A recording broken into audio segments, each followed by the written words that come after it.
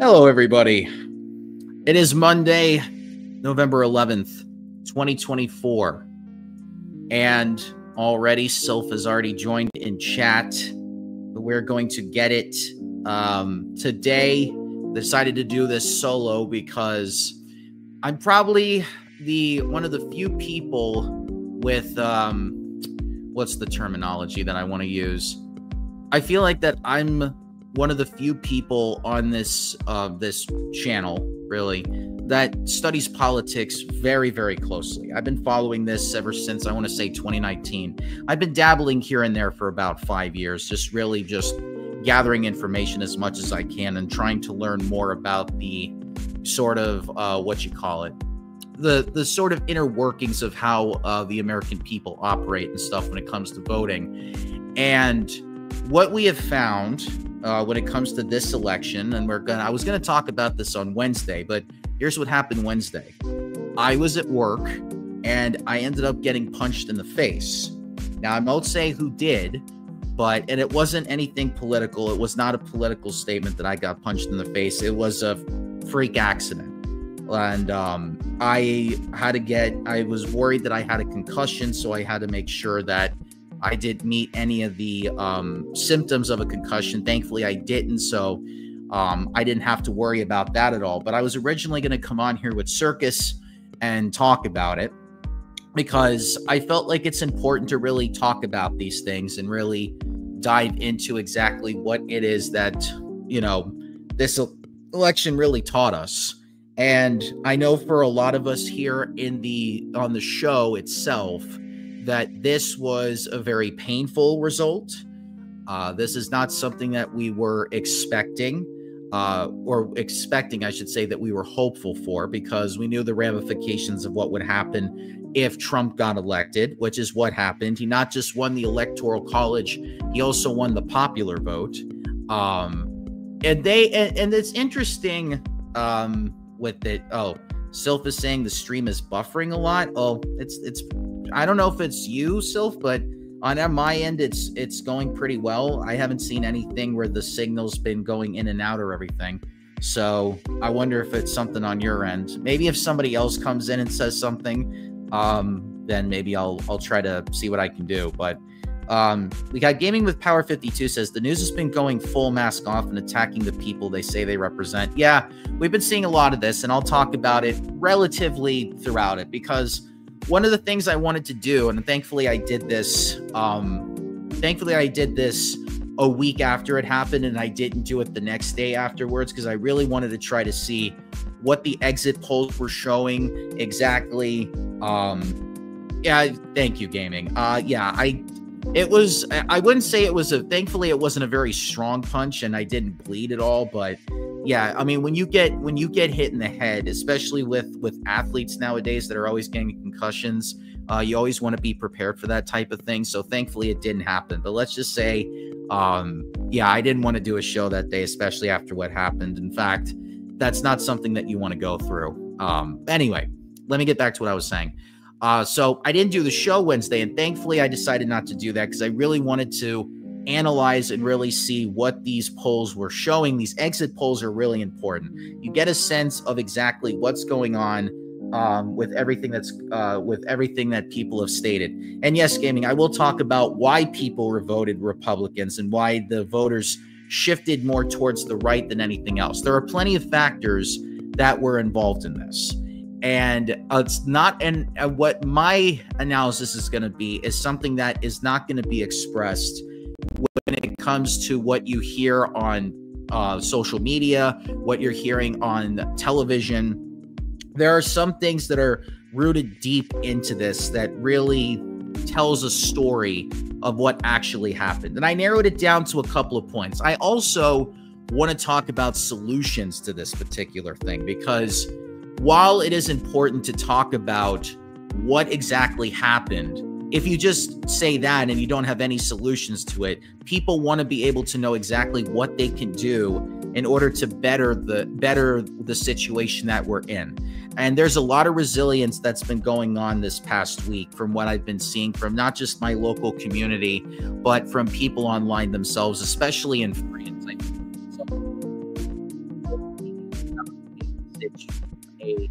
French woman who is into cats, just loves cats, and put out a very inspirational message for a lot of people. And she put up a lot of cat pictures at the same time as she was talking. So it gave people a lot of hope, and it gave people a lot of resilience. So,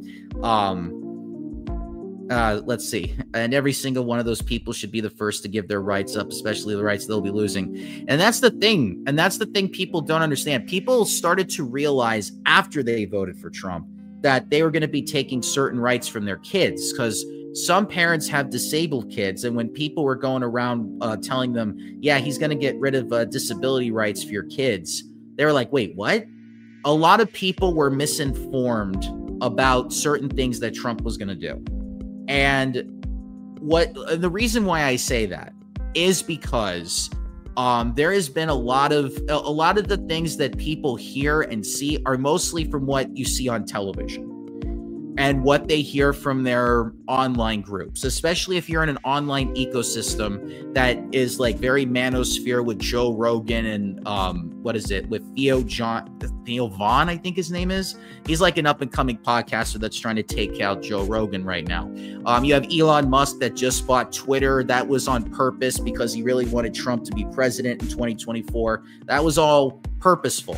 And I know that people are saying he's losing supporters on Twitter and all that, but that's by design. He does not care whether Twitter goes down or not. Maggie, hi. I don't know if this is Maggie or I'm sorry, but it's been such a long time since I heard from you. Hi. And yes, and by the way, Maggie, we're doing Danganronpa right now, V3. So Rantaro right now is working at McDonald's. So if you want to jump in and oh, it's Sophia. Hi. Good to see you again. We're doing V3 right now, Danganronpa. So if you want to check it out on Fridays, you might as well. Glad to hear back from you. Anyway, Silsek, but didn't you hear he's lowering the grocery prices, even though I don't think that was ever the government's responsibility if there were shrinkflation regulations. So here's the thing about that. There is this thing called price gouging. Price gouging is what a lot of these companies do to jack up their prices in order to get profits.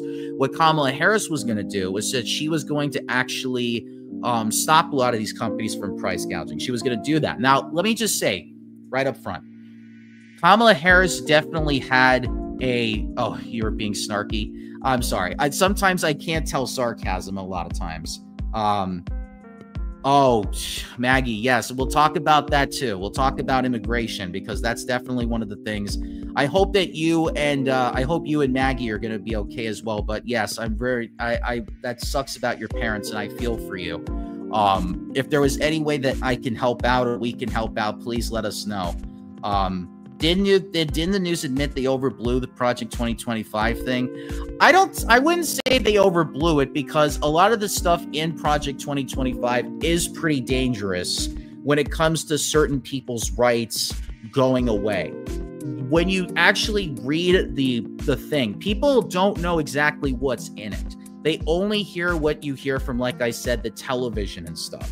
What Project 2025 will ultimately do is make the country more Christian evangelist. It will be catered more towards white people. It's going to be more men-oriented. This is very... I know that there are some people that are trying to downplay it because the sole purpose of it is to try to make people think that the Republicans are not going to do as much as they want to. But here's the thing. They're going to try to do everything they can to try to get that project up and running for as much as they can. If anything, it was underreacted. Yes, one of the points is student exams to make military service mandatory. There are plenty of things that they're going to try to do in the next 4 years to really try to get that down. Maggie's here and she says, hi, Maggie. I miss you both. And like I said, I'm hoping that you're both doing okay out there. I know that there are people that are going to be coming in here to try to do it. Didn't Trump even admit a lot of it was stupid? It didn't have anything to do with it. Gaming, a lot of that is he was trying to downplay it because he knew that it would be bad for him electorally if he said, yes, I want to implement everything in this. You have to understand something about politicians. When people hear the horrible things that were in Project 2025, he had to distance himself from it because it would hurt him electorally. In certain instances, it did. Once he decided to get away from that publicly, then people started to be like, okay, it's not as bad as we thought. But privately, now that he's gonna be in office, and now that he has control of the Senate in the House, yes, I know you're not a bigot, and I know you're open-minded, which is perfect for this, Gaming. I want you to be as open-minded about this as possible, because one of the things that I don't want to do, and I know a lot of people that are going to be trying to come after everybody, and everybody's going to try to point fingers. I mean, the blame game has already been going around this past week, and one of the things that's important, especially if you're in a grassroots organizing thing, especially what I'm doing, one of the things that's important when you're talking to people on the ground, when you're meeting people in communities, when you're talking to people that lean certain ways, even like if they lean in certain ways politically, you have to meet people where they are. And a lot of times the things that the mistakes that people make when they're not involved in politics on a grassroots level or a ground level is they will get very, I won't say reactionary, because there is some reactionary stuff when it comes to really online people that really just want to start like ragging on each other. But a lot of times what that does is, in the long run, it doesn't help. Because as we've seen in this election, a lot of the stuff that was happening online is a reflection of what was going on in society, especially when it came to the manosphere stuff with Andrew Tate. A lot of, and I'll talk about this too in terms of why he won, but a lot of people in the manosphere really felt like they were losing a lot of power. And that was, and again, I'll talk about this when I go over the main points, but it was a reflection on America as a whole. Now, I'm not agreeing with that. And I think that it's despicable the way that went down, because this is really a war on women, if you want to get technical here. And people were saying, like, oh, we need to focus on men's loneliness and stuff like that. But that was never the answer.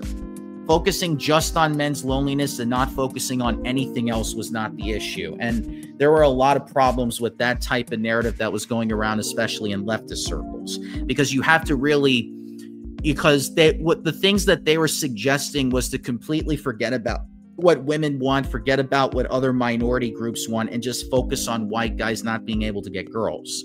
And especially what you saw with the way that, what's his name? That Nazi guy. Fuck, I can't even remember his name now. Anyway, my mind's going through so much as I'm trying to talk, but yeah, he put out, it's like, your body, my choice.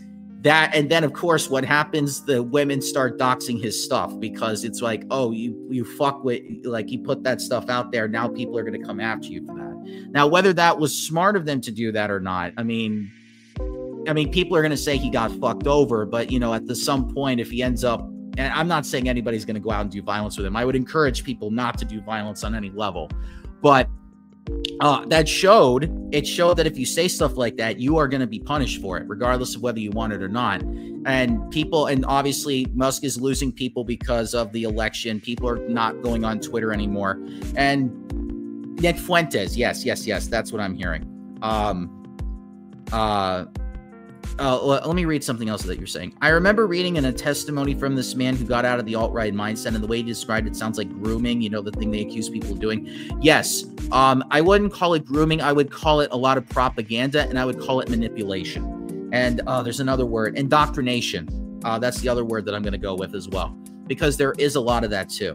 But I do like the leftists disable the working class behind. Yes, Gaming, that is accurate. That is extremely accurate. I do agree with you on that. And there are plenty of leftists also, Gaming, that agree with you, especially working class people, especially when I say working class, nobody was accusing me. No, nobody was accusing me, Maggie, nobody. But getting back to you, Gaming, what I'm saying is that when people say working class, what they mean is people who are really paycheck to paycheck. And when you work paycheck to paycheck, they are really looking for solutions to help them get out of poverty.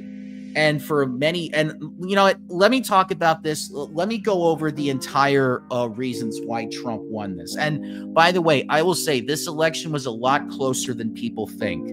When you take a look at the electoral votes, it may look like it was a landslide, but actually the election was decided by 250,000 votes. That 250,000 votes ended up going to Trump.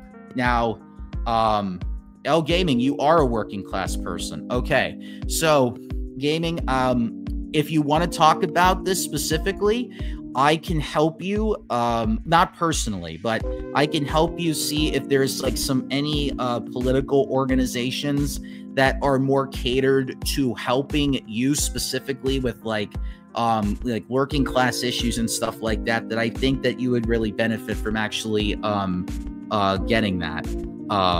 Because one thing that you're going to learn, Gaming, is that while Republicans have been pushing economic policies throughout the course of the majority of the past 40 years, they have never done anything to help working class people. The people that voted for Republicans that were in there 40 years ago are still living in poverty today.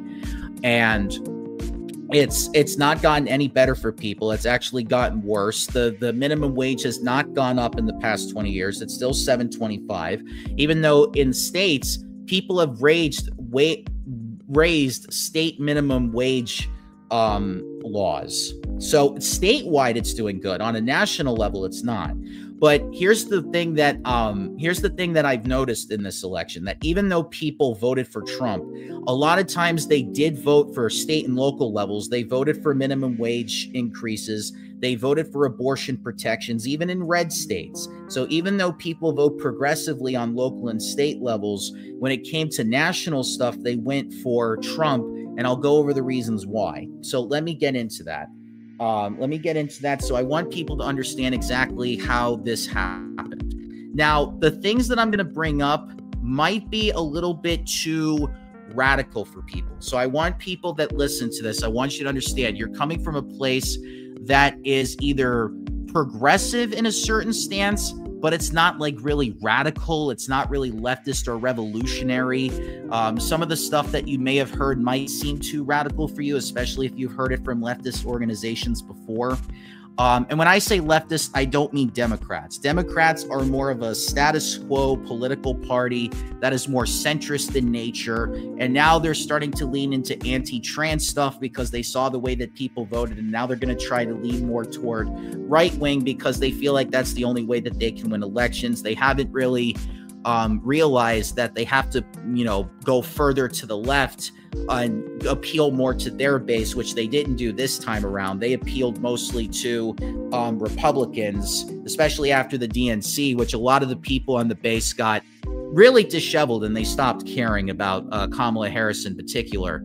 But I wouldn't say that's the main reason why. I'll get to the main reason why. And this is one of the major things that people need to understand about our country in general. There is a huge racial divide.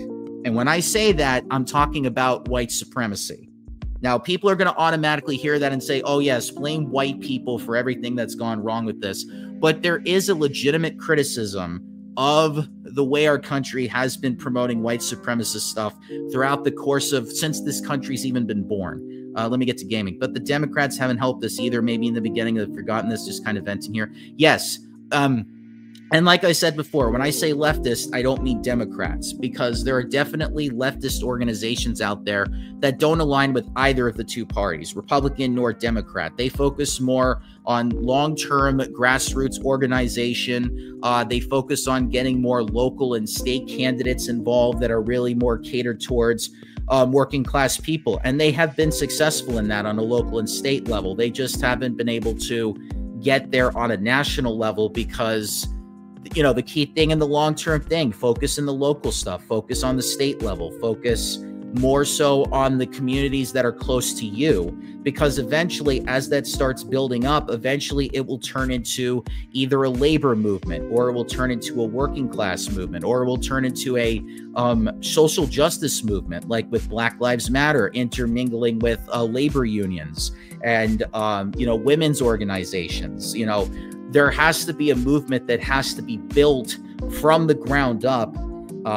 Yes, I mean, Bernie Sanders did say they abandoned us. Yes, I did read that statement. I am fully aware of what he said.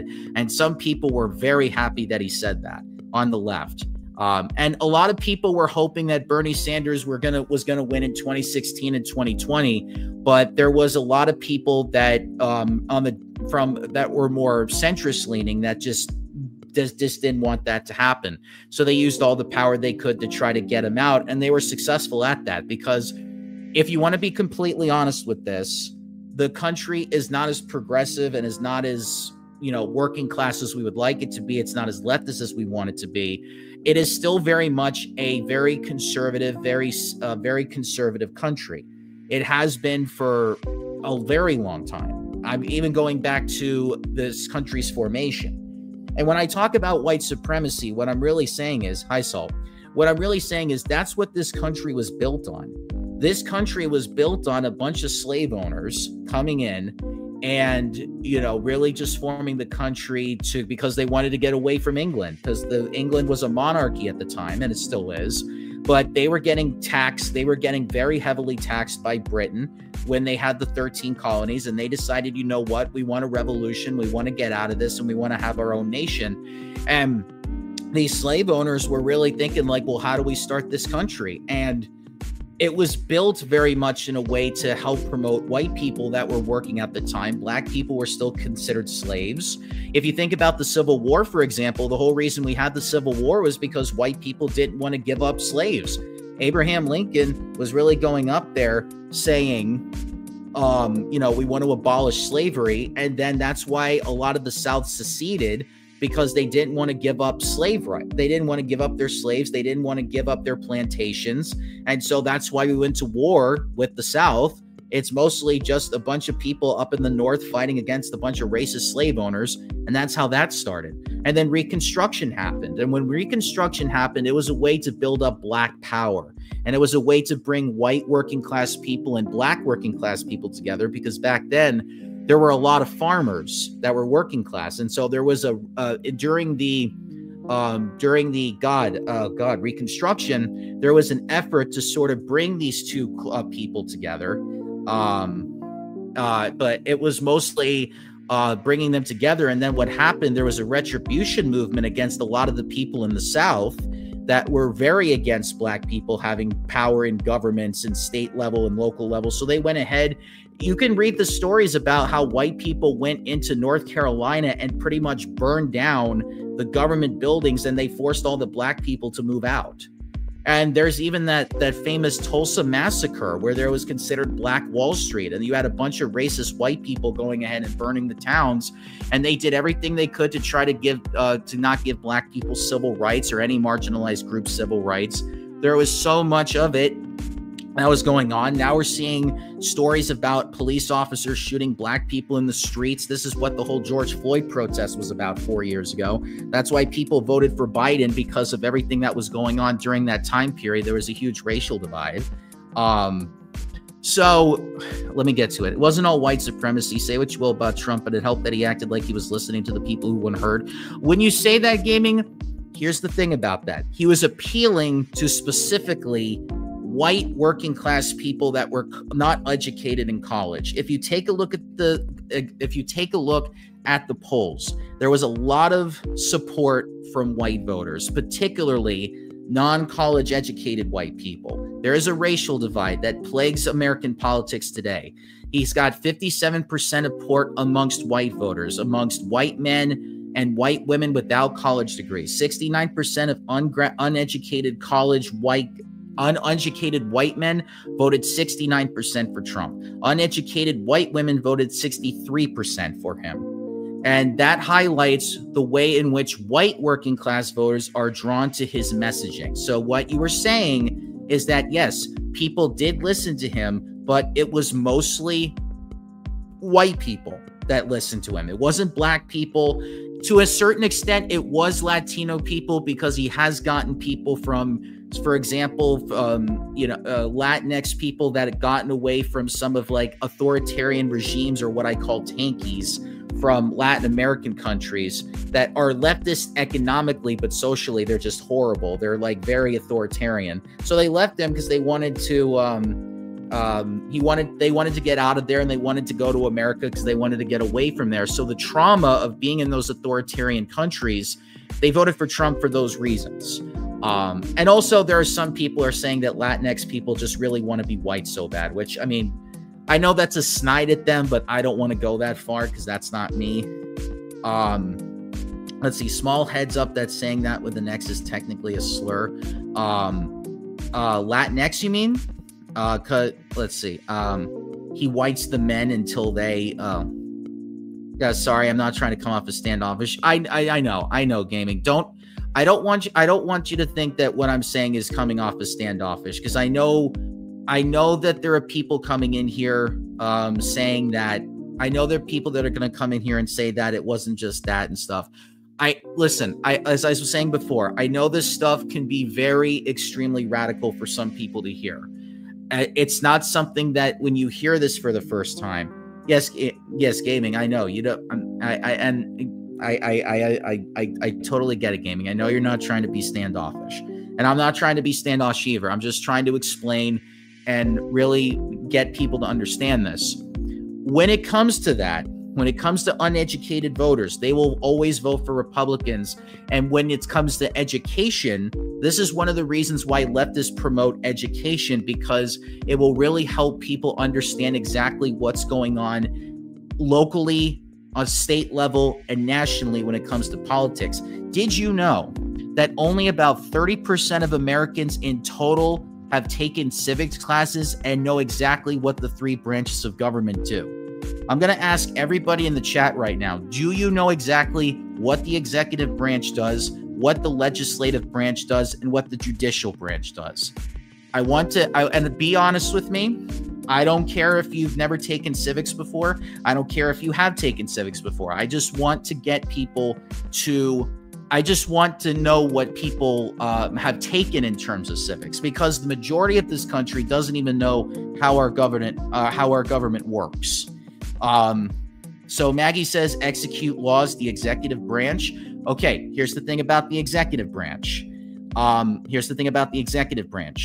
It's more than just the president, and it's more about them trying to get the legislative branch to pass laws.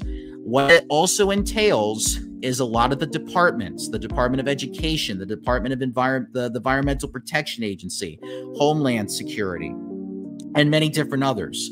That is the entire executive branch. When a law gets passed by the legislative branch, the president then goes to all of these departments, and they have to go and then tell them, okay, this is the law now, and it's up to you to help regulate this law.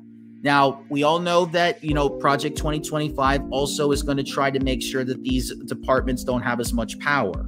The executive branch executes people. Well, that's mostly because of the Supreme Court, because they've given the executive branch a lot of power.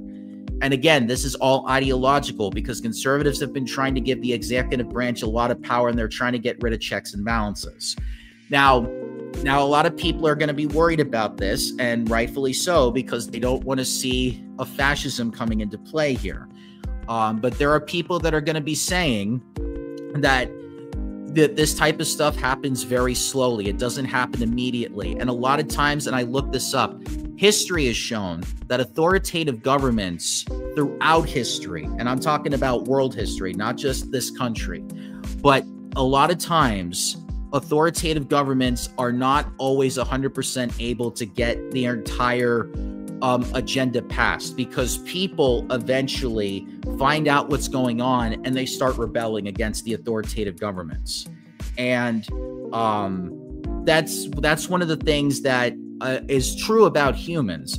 And people are going to start realizing once Trump gets in office and people's rights start getting taken away, when people start losing their health insurance, when people start realizing that they're going to try to do a full-on abortion ban federally, when they're going to try to see what this guy is going to be doing, people are going to be woken up and they're going to say, what the fuck? That's going to be something that really, is going to shock people, and there's going to be changes that made. I mean, we saw this happen in 2016 during the midterms. 2018, not Republicans, but Democrats took the House, and a lot of the power started getting taken away from them. But sometimes, a lot of times what happens is when people see these things happening, they start to rebel against it, because we are a rebellious species. We've always been rebellious against authoritative stuff. Yeah, and they're going to be trying to going after many different things, and it's going to depend on us, and I'll get to the solutions much later on. But white supremacy played a role in this, and trying to take away things from marginalized groups because they want this to be solely a country for evangelical Christian white people. Plain and simple. Plain and simple. So I want people to understand that very much so. Let me take a look at some of these. Let me take a look at some of these comments here since I went on my rant here. Not really a rant, but I just wanted to get people educated. Let's see. This country has done a lot of questionable things like Project Paperclips, where we work with the Nazis. Yeah, that Madison Square Garden thing in '39, that was real. Like I said, white supremacy, because again, this was a country that was built on that. So obviously they were going to be sympathetic to the Nazis. History has shown that democracies die young. You're going to have to give me proof on that, Salt. And that humanity doesn't learn from history.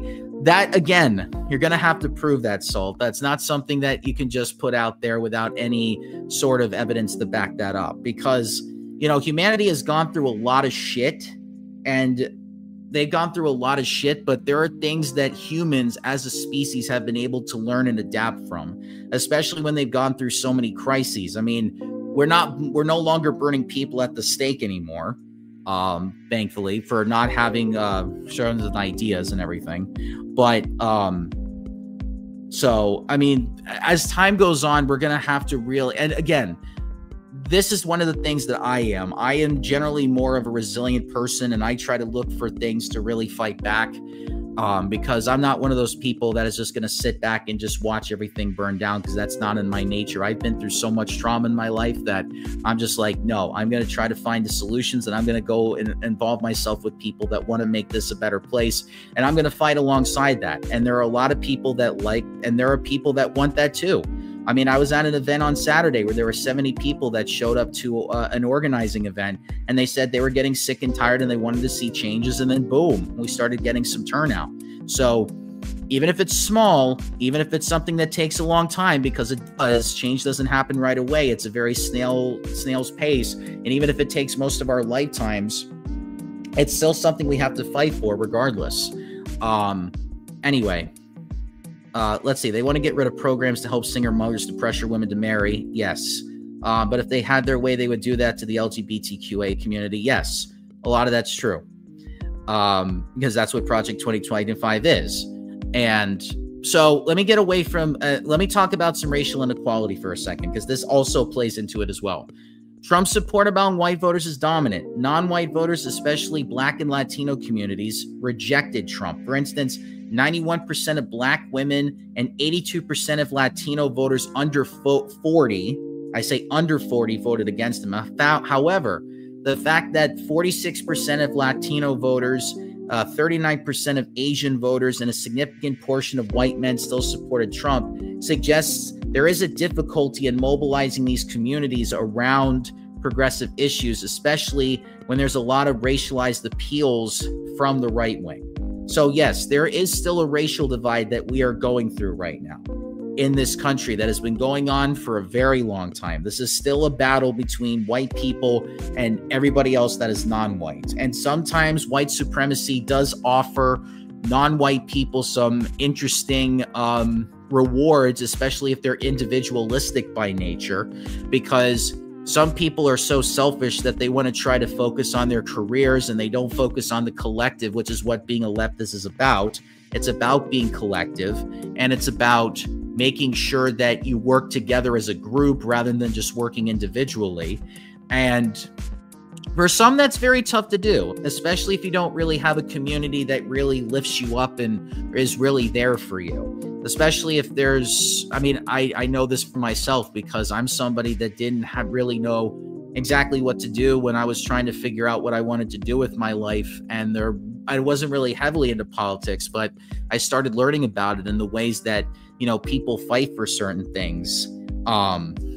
I generally feel that, you know, the more that you get to be involved more collectively, the better chances you are of being able to accomplish the things you want to do on a local and state level. And eventually that leads to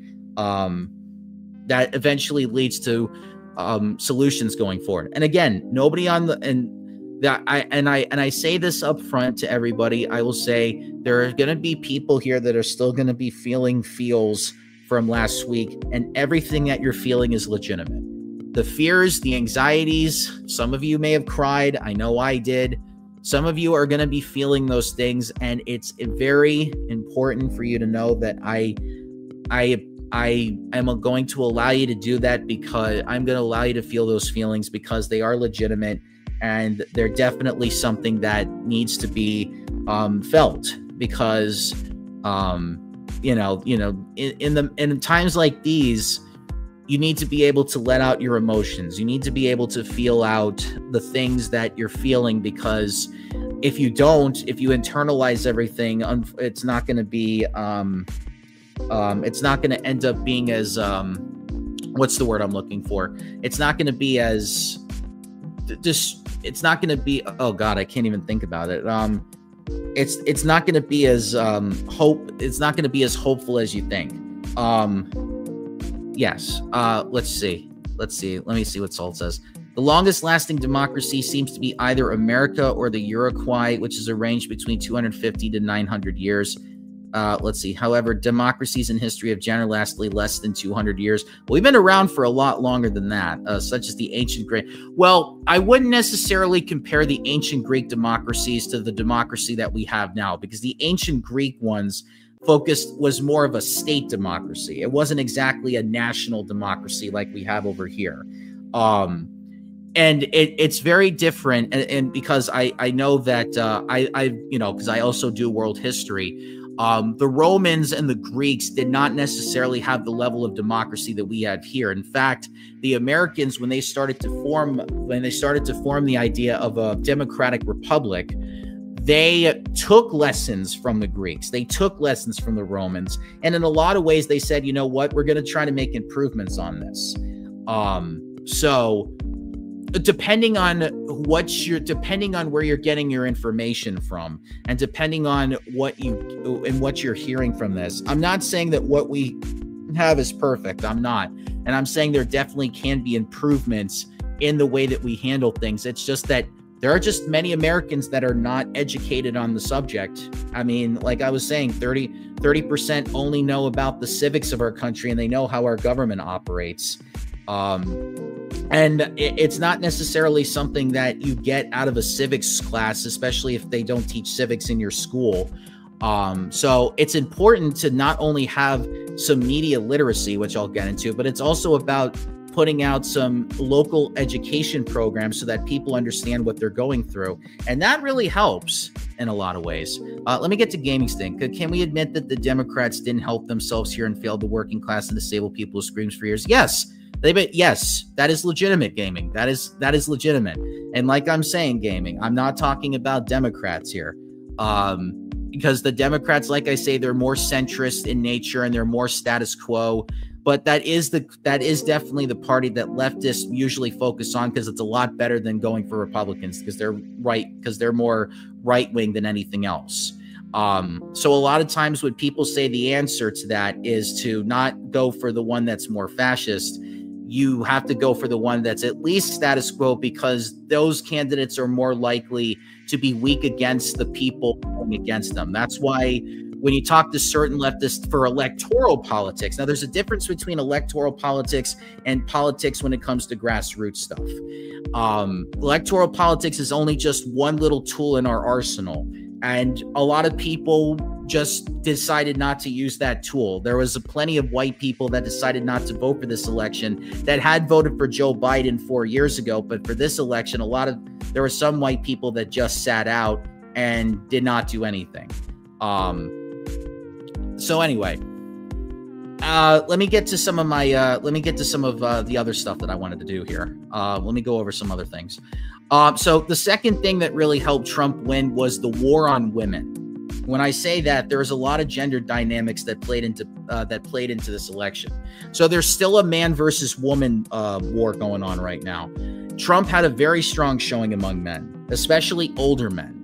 And that highlights that there is still a patriarchy that continues to drive a lot of the conservatism that we're seeing in America today, sorry, not American. With 60% of men that were aged 45 to 64, 60% of those men voted for Trump. 55% of men that are 65 and older also voted for Trump. And that underscores how gendered perspectives on power, family, and tradition shaped this election. Meanwhile, there were women that were more divided. Older women and women that have children leaned more toward Trump, although women overall, especially younger women, were more leftist and they voted Democratic this election. However, Trump's grip on older women and his appeal to certain conservative women, especially those that live in suburban and rural areas, reflects a challenge that is going on with gender equity.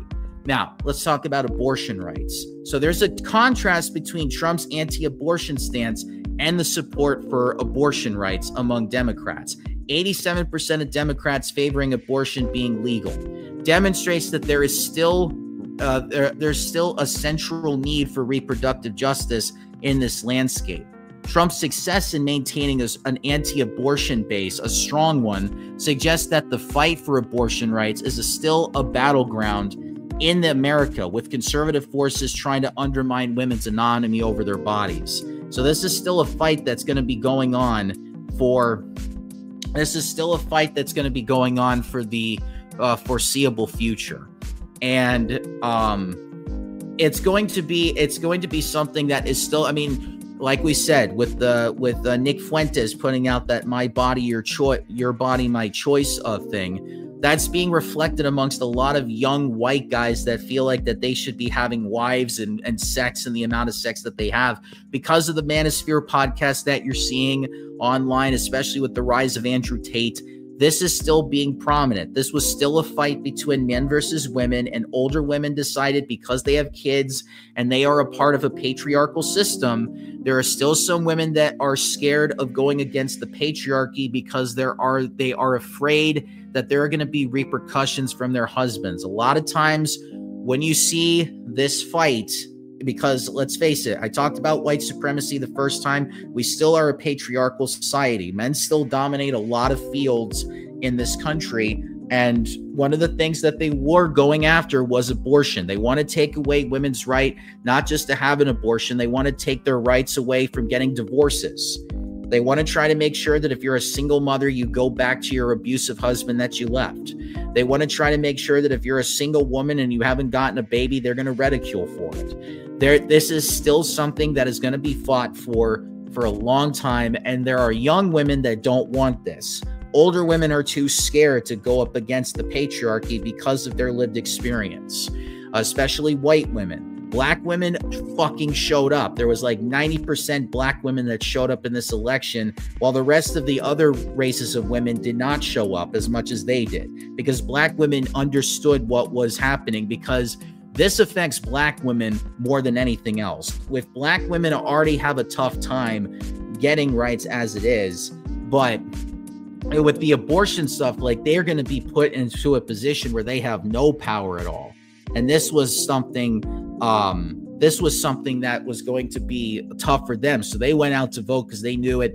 And a lot of black women are upset at the American voters. They're not blaming Harris. They're not blaming any parties. What they're doing is they're blaming the American voter for deciding, you know what, you decided to vote against your own things. Well, fuck you, because they're getting tired. They're getting tired of having to play getting to people that just don't care about them, or they just don't care about their rights. And I think there is some truth to that. I think there is some responsibility amongst the people that did vote in this specific thing against their own interests, because they were taken in by certain messaging. And some people are just getting tired of having to cater to people that just won't listen. So for them, you can feel a lot of empathy for them. You can feel the pain that they're going through, because they showed up 90% and they didn't get the result that they wanted. Again, this election was decided by 250,000 votes. And yes, black women are more likely to die during childbirth. Yes, that is very certain. And Salt, yeah, I can tell that just from listening to you, Salt. I know that you have. I know that that's very hard for you. And so, listen, I'm going to try to do more of this in the future. I'm going to try to make my Mondays more of a solo show. I would try to do it on the weekends, but weekends are just too tough for me because, you know, I'm trying to also, I'm not going to let people take away my joy of, you know, having a good time and being happy. So I'm trying to hang out with one of my new friends as much as possible and try to do stuff with them on the weekends. But on Mondays, I'll try to do stuff that can help better, to help better people, education, and really try to build something over here. Anyway, let's get into some other stuff here. Okay, so let's talk about how there was a class and there was an economic divide. So among non-college educated voters, Trump dominated that, particularly amongst white non-educated voters.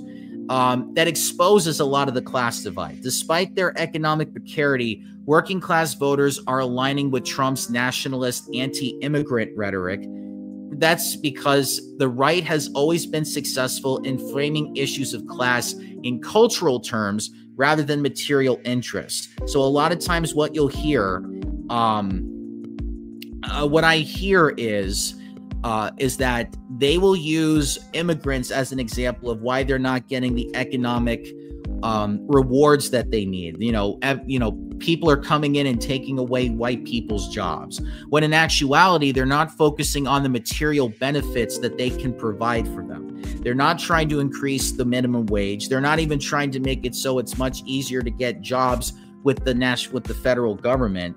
And it's also something that they're not going out of their way to make it so that they have access to healthcare and stuff.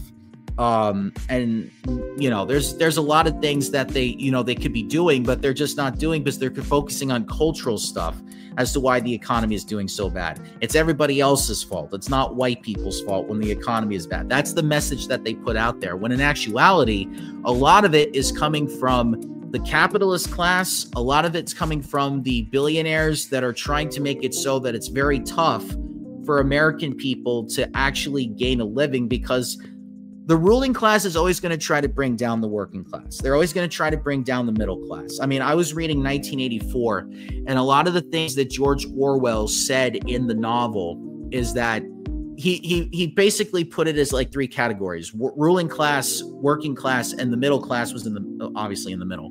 So I know the working class was always going to be taken in by the messaging from the ruling class. The ruling class was always going to tell the working class why this is an issue, and you have to follow them in order to make things success, in order for you to get the economic goals that you want. But in actuality, it was all just lies, and they didn't really do any of that stuff. So there is messaging that goes on into this particular thing, because it is a class issue. And a lot of times class is not something that gets brought up a lot of times when it comes to political analysis. Everyone just mostly focuses on race, gender, which is still very important, don't get me wrong, but class gets left out of this. And when that happens, you could completely ignore an entire group of people. And this is what mostly leftist organizations do. They find a way to intersect racial issues, gender issues, and class issues, all three of them together, in a way that definitely can work. Okay, let me take a look at some of the comments here, because I know people are commenting while I'm talking. Hard, no, it's not. I don't like many people. I'm sorry about that, Salt. It's also a shame that America has monetized education. Well, there's actually free education from Khan Academy. If you ever want to go on there, it's absolutely free. So you can get educated through that. It's a nonprofit that's actually gone out of the way to make education free for people, and you don't even have to sign up for it. That, and for whatever reason, so many Americans believe education is a hobby or something. Well, I mean, here's the thing about education. A lot of leftists will even say that sometimes it's not enough to just get education from your schools if they're not doing the benefits. I mean, granted, we do want to make education available for every single American, but in the meantime, while we're doing that, it's also helpful to learn things on your own, to go to the resources that people recommend you, especially from leftist organizations. If they recommend a resource of books, if you have free time, if there's something that interests you, there's always stuff you can read. There's always articles. There's always presentations and stuff that people always recommend. And if it's too much for you, if there's not enough free time for you to do all that stuff, sometimes it just takes simple messages from social media that people can just send you, and you can get your information that way. It's not necessarily a hobby, but it is something that can help you going forward, is what I'm trying to say. As a man, I have no say in abortion. Yeah, because it's a women's choice, but at the same time, there are plenty of women that want men to actually get their shit together and actually help them out in that. Like, let's see. Biden could have put Roe v. Wade back in place, but chose not to. I mean, he could have codified it. Yes, he could have made it safe, but they were screaming about that since the 90s. And yes, Biden could have done something about it, but you know, the status quo, as I said, that is what their party is. It's a status quo party. In a lot of ways, it is definitely, in a lot of ways, it's definitely not going to do things that are more leftist in nature. Combined oppressive cost and exceeding nonchalance, it's no wonder things turn out the way they do. Let's see, 1984 is overused as a reference. Now, conservatives often use 1984 a lot to say, oh, the left is trying to be big brother on us and something like that. But no, there's actually a lot of what George Orwell put in 1984 is really stuff that is based in a lot of Marxist and socialist political ideologies. I mean, he was pretty much a very left-leaning author. I mean, Animal Farm itself is an actual novella, and it's also a satire on actual working class people going up against the farm, which was the ruling class. And the whole point of that is, you know, once you get working class people in power, they become the new ruling class and blah, blah, blah.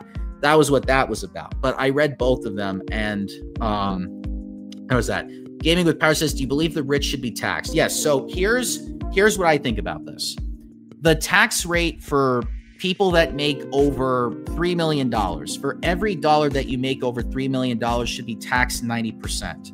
We had something similar to this during the New Deal. We had something like this during the time when FDR was president, and a lot of things made it easier for people. Now, I'm not saying it was the perfect, because FDR definitely was a racist president. I mean, you saw what he did with the internment camps with Japanese, and the New Deal only benefited white people long term. But something like that can really benefit, and the tax rate, but the tax rate at that point was still very high. Rich people were getting taxed 90% for every dollar, or not 90%, but something a little bit lower, like 70%, I believe. They were getting taxed for $1 after $3 million. And a lot of that taxes end up going to the federal government, and that's what helps makes things better in terms of infrastructure, for definitely getting things like Social Security funding, making sure that, you know, if we had a universal healthcare system, that a lot of the taxes that would be getting from the rich people would actually fund something like that. If we had universal healthcare, for example, if we had something like the Green New Deal, a lot of the taxes that would get made from people that are millionaires and billionaires, that would help fund making sure that we address climate change and all that. So yes, I definitely believe the rich should be taxed in every single. If you make $3 million or more, every dollar you make after that, you should be taxed 90%, because there are people that will say, listen, these people that are billionaires, they can get taxed in that 90% range and they'll still be very rich. They're not going to go poverty. They're not going to get poor if they do that. So anyway, yeah, I remember Khan Academy. Yeah, Khan Academy is not a full education. I'm not saying it's a full education, but I'm just saying it's something that you can do if you want to get something for free. I know it's only basic, but it's still something that you can still do regardless, because I mean, you got to start somewhere. You know, the one thing that I always tell people is that you have to start somewhere. If you just take a look at something and say it's not enough, there are still some people that say that it will be enough for them to get a basic understanding about how things work. Because right now, people don't even have a basic understanding of how things work. And you have to start somewhere. You can't just automatically get something that's 100% perfect right off the bat and just expect it to just come right away. That's the biggest misconception about changes when it comes to politics and stuff. Everything is a very long road, and people have been fighting for years, and people are still fighting to this day to get things done on a local and state level. And, you know, it helps in that regard. Let's see. Real education, real lodge is locked behind a paywall here at least. Well, I mean, you have to pay for, you have to fund for education. You have to fund, and overall, in the grand scheme of things, that's what the taxes would be for, because the taxes from the rich would ultimately go to get the funding, the payment for the funding for the Department of Education. They would be able to do a bunch of that stuff. But because of they're not getting taxed enough, they don't get as much funding to stop that stuff, and they're going to try to gut the Department of Education now. So it's up to us now to be able to provide that education on the ground. If the government's not going to do it under Trump, then we got to be able to do it on the ground. And yes, codifying Roe v. Wade would not have been easy. You got to remember, the Senate was still 50-50. And even though they had the House in 2020, by the time 2022 rolled around, the Republicans gained control of the House, but we still had a 50-50 thing in the Senate. And there were still plenty of Democrats on the Senate side that would not have codified Roe v. Wade because it wouldn't have been beneficial to them in their red states, because some Democratic senators were from red states. They chose not to. Feels a bit disingenuous, but need to look into it more. I was like, they had referenced the original Marxist socialist ideologies. I mean, I use George Orwell as a reference because, you know, that's a very popular author, and a lot of people got stuff that got from them. Let's see. Eat the Rich. There's a poem that Salt knows. Sketchy saying, I now have been planning, find ways to work in my community. I'm ready to just work to help flip some seats in local elections. Very smart, Sketchy. Very smart. Dems cannot message at all they want in policies, but Biden or Harris didn't win. They're a status quo party. They're going to try to maintain the status quo as much as possible because they're very afraid of leftist stuff. Because again, that party is mostly run by white people as well. Like I was saying before, white supremacy still holds amongst a lot of different organizations around this country. And it's a conversation that not many people want to have. People don't want to address that issue. There's even friends of mine that won't even bring up the words because they're afraid that people are going to be offended, or people are going to automatically blame every single white person that has ever existed. They're going to start blaming every single man that's existed. Everybody's afraid in that particular instance to even talk about it. I can do an entire stream just on white supremacy culture. I bet you there are people on here that don't even know what white supremacy culture is. If you do know, that's great. If you don't, I can make that a stream just by itself, and we can go over everything that's in that that book that was going around. And I think, and I was even talking about this in my organization too, like there needs to be more talk about it because it doesn't get talked enough. And people don't want to, and organizations don't want to be viewed as just like being run by a bunch of white people as well. And there's still a lot of things that white people need to, there's a lot of baggage that we need to get rid of. I mean, let's be fair about this. I mean, there's still a lot of things that if black people came to us and talked about some things that we necessarily don't see, but black people see, sometimes we might get reactionary about it. And that's not always a good thing.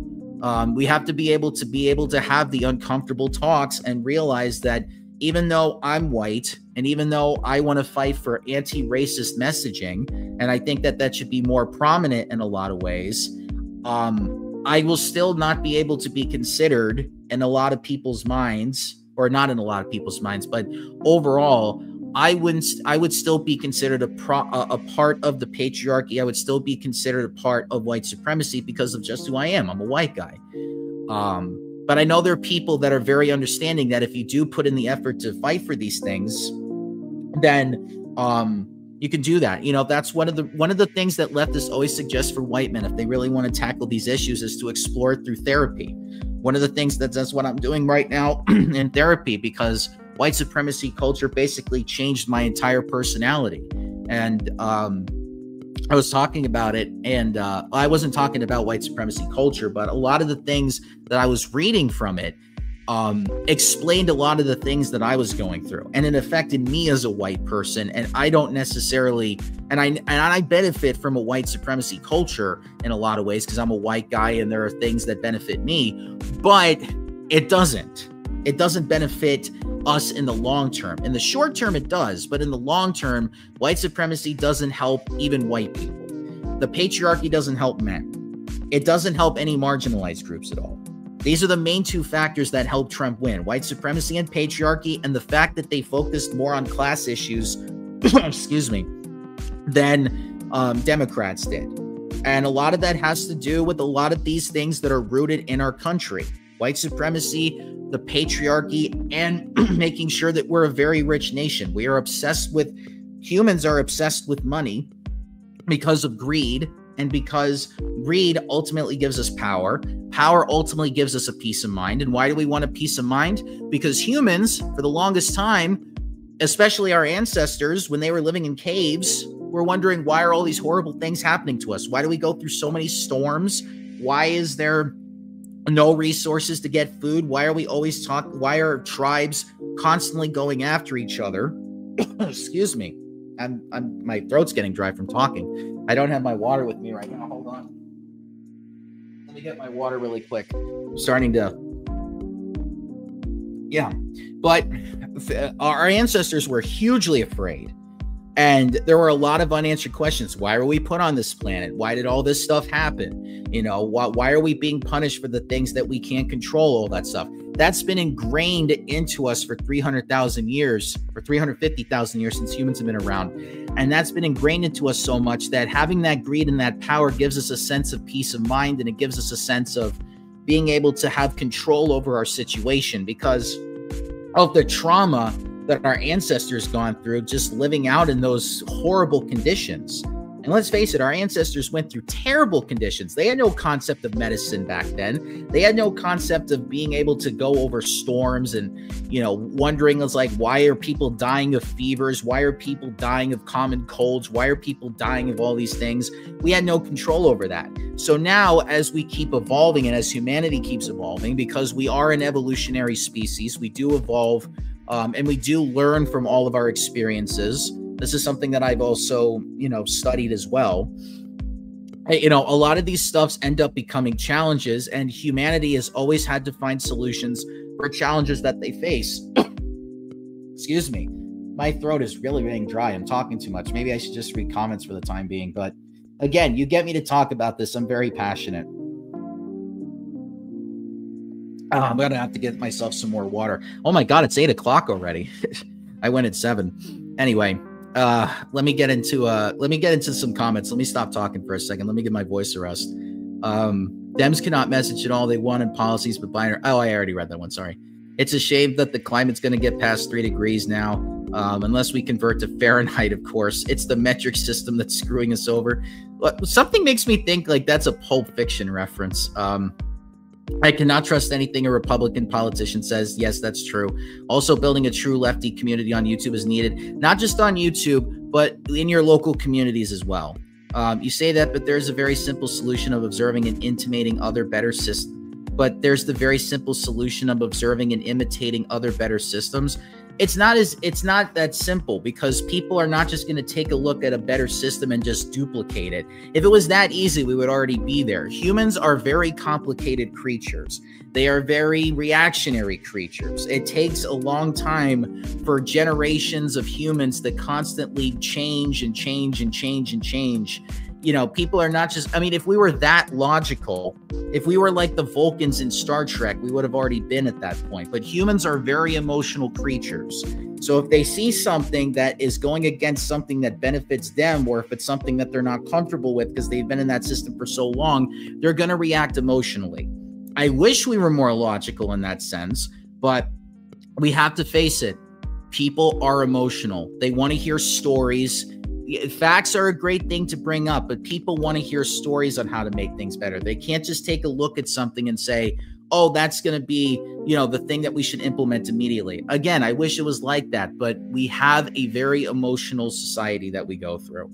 And that's something that you have to take advantage of. You have to be able to, if they're going to be emotional about it, appeal to their emotions, tell stories, get people involved in that way, because they'll listen more when you talk about stories than if you just present facts to people. People get bored with facts when you present it to them. People are more passionate about hearing a story being told about how you can change, or how people can change their lives through that way. if you appeal to them through a storytelling perspective, if you appeal to them with a lot of energy, if you appeal to them in ways that make them feel confident in the things that you have to say, you can build community that way.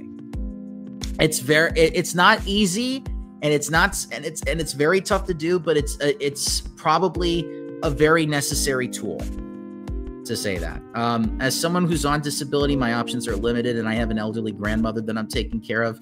Oh, that's rough gaming. I feel for you, man. And also be on the lookout for the disability stuff, because when Trump is in office, what they're going to try to do is they're going to try to take away health insurance with people with pre-existing conditions. So if you have a pre-existing condition, or your grandmother does, if they find that out, one of the things they're going to try to do is they're going to try to take health insurance away from people, because what they did with Obamacare is they made it that so if you had pre-existing conditions, you cannot be denied health insurance.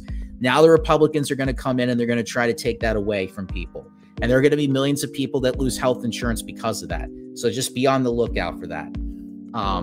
So let's see. Some courses you can find for free. I found a full marketing course for free on YT. Yes, take advantage of the free stuff when you can. Syphilis, Cinema, and Mansion through Gum in the Gears. Yes. And again, and understand that resources do not matter here. America is the world's second largest economy, has a massively educated population, and has more than enough infrastructure to set things up. Also, it seems like YouTube's chat is shorter than Twitch. Okay, Soul, you have to understand something. It's not as simple as just being like, I know there's a lot of people that say we have this economy, we have all this stuff, we should be able to do all this stuff. But again, we're not logical creatures. We are very emotional. And there are people that want to maintain power because of that emotion. And there are people that are going to go against their own interests because of the emotion, because they have racial and gender anxieties. And that's something that we have to combat, which I'll talk about the solutions for later, but that's something that we have to ultimately do. So let's see. It seems like you, so marketing is not an education. Business is exploitation. Education is thinking. Let's see. In fact, there are free coding courses by Harvard and T. Salt, unfortunately, that's not an option. You have to do tools of the oppressor against them. Coursera and NDX. Gonna get offline. Gonna get off for like 10 minutes. Bye, Maggie and Sophia. Sketchy, using the tools of the oppressor. Okay, so we also got some oppressor and oppressed stuff going on. Yes, the fact that disability rights are not being considered as a problem. Solid cell phones were made by tech bros. How many cell phones help bring awareness to stuff? Okay, so we're having a little argument in chat right now. I don't think the be the better person argument is really too great here. Being the better person has often resulted in being complacent. Cell phones were made by engineers and scientists. Tech bros marketed it. There's a ravine of separation there, for lack of a better quote. Are you tired of being nice? Don't you just want to do ape shit? Let's see. We failed to address with the median voter, despite a strong economy. Food wasn't affordable. People couldn't afford rent. People didn't have a strong work balance. We don't have third places. And unfortunately, didn't they tout their successes? Americans want style registered with substance. That's what I was talking about with storytelling. That's why I said storytelling, because we are very emotional creatures. We appeal emotionally. As someone who's on disability, my options are limited. I have no. Oh, wait. That was weird. That felt like a repeated message. I have a cohesive checklist to what everyone will be losing. Then that's the fatal and species-ending flaw of humanity. So at this point, it can't happen fast. Dark humor, kind of. Let me put it this way: people want strong men who can lift, but also want to have bodybuilder physiques. Well, that's more of like a god complex more than anything. That comes from a religious aspect. We appeal to logic. We appeal to facts. Community can be built on knowledge, not emotions. Now, again, Salt, we are emotional creatures. And a lot of times when listen, Kamala Harris had a better economic policy that was more logical than Trump's. People didn't care about that. If you took a look at Kamala Harris's policy recommendations, if she were president, it was a lot better than Trump's, but people just did not give a shit. Okay. If they took a look at that and said, oh, hers was better than Trump's, they would have voted for her, but they didn't. So they're appealing to emotions in that way. PBS is a great source. Yes. Very well. Let's see. Republican media online is everywhere. Yes. They have a lot of advantage in the media space. I'm not saying you're wrong, but I hope it doesn't happen, or they get talked out of it. The left has Nebula. Yeah, if you haven't checked out Nebula, I would also recommend that. But they also closed themselves off, so we have to talk our policies. I was in a funk long after realizing the online lefties were influencers in disguise. I also left the BreadTube server because I failed to build coalitions. Yeah, I mean, you can't really go to BreadTube to get coalitions. You have to actually go to grassroots organizing places. Math is not emotional. Science isn't emotional. And we have entire communities and civilizations based on them. Yes, because there were people emotionally that wanted to get involved in making those things happen. But we wouldn't have gotten there if we just focused solely on logic. We had to appeal to people to get them to understand that science was important, that math was important. We had to appeal to them. Scientists had to appeal to people. They didn't just walk into a room full of people and say, here are the facts and here is all this stuff. No, they had to tell stories just as much as we have to tell stories nowadays too. And yes, so we are dealing with Americans. The average reader reads at 6th to 8th grade. This means Republicans are making stuff that appeals to children. And yes, they are appealing to their overall raw emotions. That's what they're good at. That's how they've been successful for the past 40 years. They are appealing to emotion. They're not appealing to the logic of people. If people were logical enough, they wouldn't even have never voted for Trump in the first place. They would have never voted for any Republican ever. If we were that logical, it would not have happened. But we do not live in that society. You're suggesting a perpetuating cycle of appealing to emotions. I mean, we're Salt, we're emotional creatures. Again, I hate to keep bringing that up, but it's the truth. If you want to talk a logical fact, that is a logical fact, Salt. We are emotional creatures. We are more emotional than logical. We have a lot of times, during debates, what makes a good person a debater is appealing to the emotions of the people that you're trying to appeal to. And sometimes you can use facts and I'm not saying you have to be 100% emotional on anything and just ignore the facts, but you can combine the emotion with the facts. You can bring up the facts and then use it as a way to appeal to people to say the things that you need to get across, because you have to be able to do that. A debater is a comedian? Not necessarily. There have been some actual debates that have been quite, there have been some debates that have actually been very groundbreaking. I mean, Mehdi Hasan has an entire book on debating and how you can actually get people to understand your perspectives on things. He even goes into how you can appeal to certain people that are outside of your comfort zone or your communities and whatever. It's very hard work. Organizing politics is very hard work.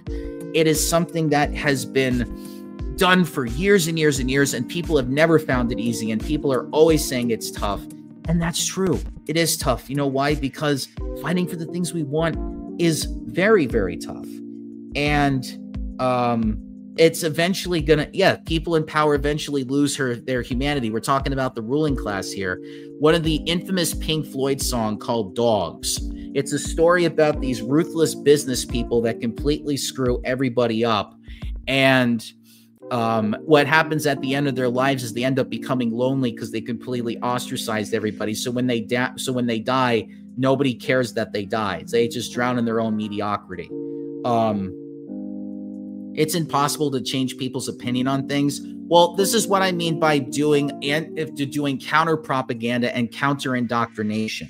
There are plenty of tools. There are tools that are in place that I'm even looking at right now. I even suggested in my group, how can we do this? How can we counter propaganda and how can we counter indoctrination?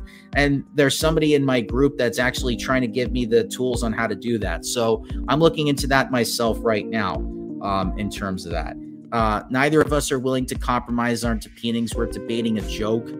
It's something that we have to be able to meet people where they are in a lot of ways. And the way you do that is by actually talking to them. And you're not going to completely change people's minds overnight. It's something that you have to do. It's going to be something that they're going to have to just, they have to take in the things that you tell them on a very slow level, because people don't just immediately change their minds very quickly. And it's not impossible. People have had their minds changed. People have been reformed from white supremacist movements. People have been reformed from anti-abortion stances. People have been reformed on this. And Sketchy, I don't want you going after Salt for being for doing this, because I understand why Salt feels like this, and I feel for Salt the way that they feel like this. I don't want to feel like that. I don't want to feel that we're bringing down Salt in this particular thing, because Salt is a part of this community, and I don't want to be able to take anybody in this community and say that they're 100% wrong, and I don't want to make people feel that they're being ostracized. And I don't even know if it's a joke. Again, I don't see a punchline in this, Self. I want to be careful about something like this too, because I don't think this is a very funny thing. I want people to feel like in this community that they can be safe in the things that they are able to say, and we can have these conversations and we can talk this out. And I don't want to feel like that anything that Salt says is something that we should be attacking. And I'm not coming at this from an attacking thing. I want to be able to have the conversations with Salt and being able to explain things. And I know I'm not going to change Salt's mind overnight. That's not the whole purpose of this. If I can just be a little bit informative, if I can appeal to Salt's emotional state, then I will try to as best I can. And I'll do it for pretty much everybody here that has a thing as well. I want people to feel that this is something that over time is going to have, I mean, people are starting to learn now.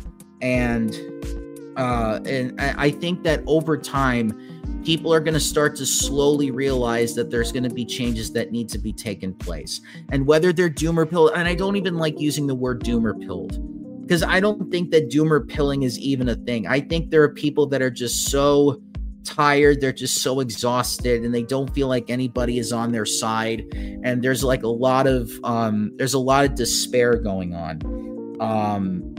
I just want to be able to be there for those communities. And this is the thing, if you want to be able to get involved in this, you have to be willing to work in the communities that you have right now. And there are 6 people in this chat right now that I really appreciate coming on here, taking the time out of their nights to be a part of this.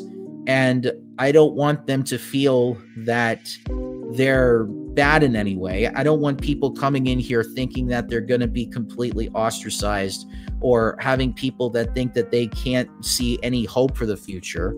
I don't want that to happen. And I care about every single person that comes in here and wants to support the show. I care about people that want to take the time out of their Wednesdays, their Fridays to come see us talk and see us play games. And even when I do some stuff on the weekends, when I play the games that I like to have, sorry, I'm getting emotional myself. I'm appealing to, I'm tearing up now, actually.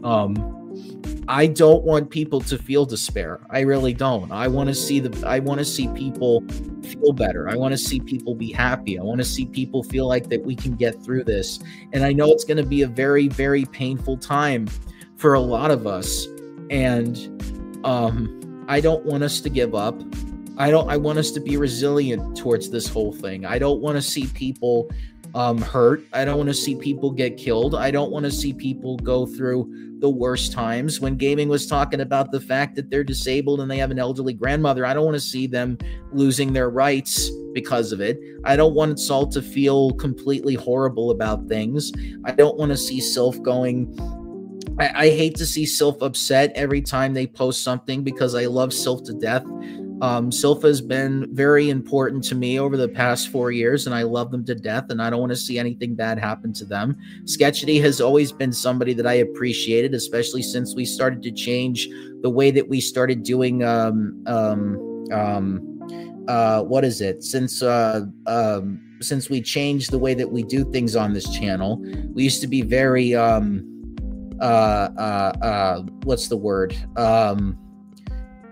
God, I can't even think right now. We used to do a lot of locales. We decided to get out of that, and we decided doing whatever the fuck we want, and that pissed off people. We're just doing what we want now. We're we're not going to try to do the whole capitalist thing anymore. We're going to focus on the art of what we want to do. We want to focus on the things that we like, the things that we want to do and stuff. And that's where we wanted to go. And we didn't care exactly how people, if many people left us because of it. We didn't care. We just went on with it. And, you know, I brought this up because I wanted to do this too. Hi, Mr. L. Good to see you again. So for everybody here, I just want to say that I appreciate every single one of you to the hilt.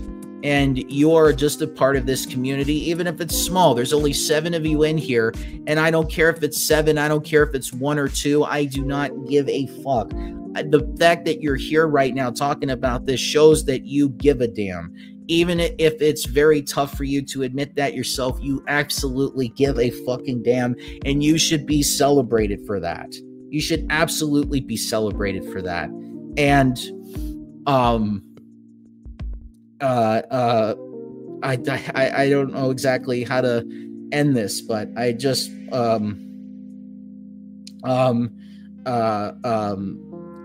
can't even get the words out right now. But you know, this is the stuff that I want to focus on, because I feel like as much as we want to be entertaining during the days when we're entertaining, I also feel like there are some real conversations that we need to have. And if that means that we have to, and if that means that there are going to be people infighting, I don't want to see that, because that actually hurts a lot more than it does help. And I know that there are people that feel upset over the fact that other leftist organizations are not doing their share with it. And I know there's a lot of frustration in that. And I acknowledge the frustration. I acknowledge the hurt. I acknowledge the sadness. I acknowledge all of the fucking emotions. And I want people to take their time to address those emotions personally. I don't want to come on here and tell you how you should feel emotionally. I want you to be able to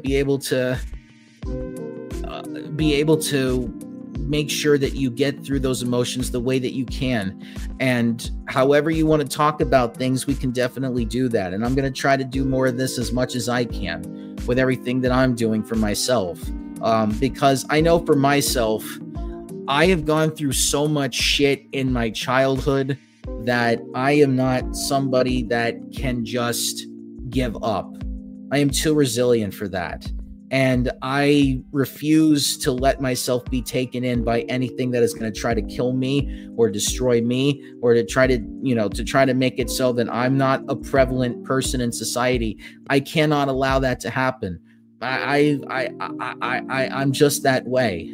I'm just that way. I cannot not fight back, because I've been through too much. I have been through too much trauma, and I want to be able to fight against the things that ended up hurting me. I want to be able to do this for everybody else that felt the same pain that I felt. I want to be able to make it so that they never have to feel that pain again, and to fight for the things to make sure that other people in the future don't feel that pain again. So I don't want to go after anybody in here, because we all have our own experiences, and we all have our different things of what affects our lives. And you know, that's going to ultimately hurt us in the end if we end up fighting each other. Because in biology, what happens is, if we're competitive, it does not benefit anybody that's in the competition. It doesn't benefit the winner. It doesn't benefit the loser. Mutualism is the one thing that helps. When there's one person that helps the other, when helps the second person, and the second person ultimately does something that helps the first person, that is mutualism, and that benefits everybody. So Salt, I know you're feeling a lot of things, and if there's a way that I can help you, then I'll try on here on this particular channel, and I'll say that to everybody else on there. If there's a way I can help you with this, I will do my best. And hopefully, because of that, I want to be able to hopefully with what I give you, you'll be able to give something back as well, and we can help each other out in that instance, because I think that will be beneficial for all of us going forward. So that's why I'm as resilient as I am, and that's why I can never be despaired. I just can't. It's not in my nature, and my brain fights it every single time. every time I ever get like those dark thoughts and I'm in that dark place, like I always have to try to keep fighting out of it because I can't let it kill me. I refuse to die in this particular instance. The only way I will die is through natural causes. I don't want to die. I don't want to die through any other means. I don't want to die of disease. I don't want to die from something that I should be able to control. I can't control the natural causes. That's how I want to go.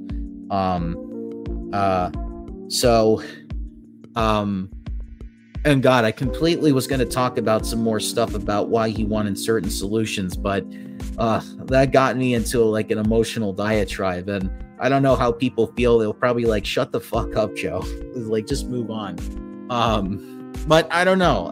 That's just I can't ignore what I'm feeling, and this is how I appeal to people, as I appeal to them through the ways that I go about things. As I could try to be as factual as possible, and it probably won't resonate as much with people. And people seem to enjoy a lot more of my emotional telling of stories than ever when I did about facts. I've just learned that from people over the years. And I'm sorry I'm not getting to everybody's comments right now, but you know, I'm just trying to do the best I can right now with this. All right, let me go over some things really quick. Let me try to speed this up here so that we can try to get to some solutions and everything. So one of the other things that that people really started to do is this appeal to authoritarianism. So the exit polls reveal a very divided country. Many Republican voters expressed distrust in the democratic institutions. This was in response about the fairness of the election. 84% of Trump supporters believed the election was fair, while only 62% of Harris voters agreed. The fact that 79% of Trump voters felt confident about the election's fairness, while a large portion of Harris's base remained skeptical, reflects the erosion of trust in the democratic process that's been exacerbated by years of Trump's undermining of democratic norms. And there's a perception that democracy is being threatened among Trump supporters. Let's see. 51% of Republicans saw democracy as being under threat. From my perspective, that can be interpreted as a reflection of how far-right rhetoric that's often framed as liberal democratic values as either dangerous or corrupt has infiltrated mainstream political discourse. The fact that there was a portion of voters that thought that Republican voters that viewed democracy as a threat if Democrats won aligns with the Trumpist narrative that the deep state is conspiring against the quote-unquote people, which is an appeal to authoritarianism that's disguised as populism. So, excuse me, let me get more water. I've been talking too much.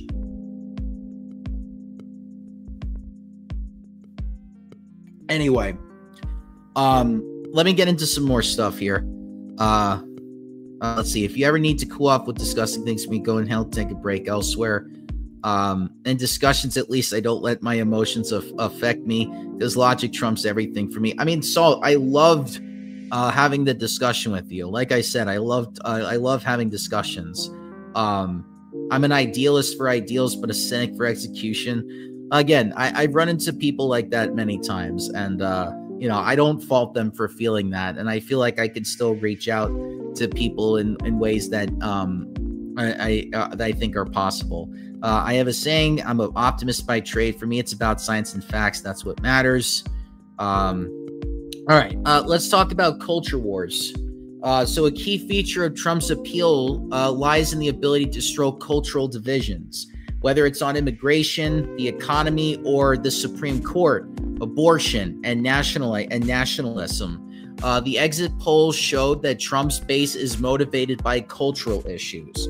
87% of Republican voters favored deportation of undocumented immigrants, and 92% viewed Kamala Harris's views as too extreme. This plays into the right-wing culture war narrative that puts quote-unquote traditional values against leftist movements that focus on racial justice, LGBTQ rights, and gender equality. And let's get into some evangelical support. So Trump's overwhelming support about white evangelical Christians was 82%, highlights how the religious right wing continues to be a driving force in American conservatism.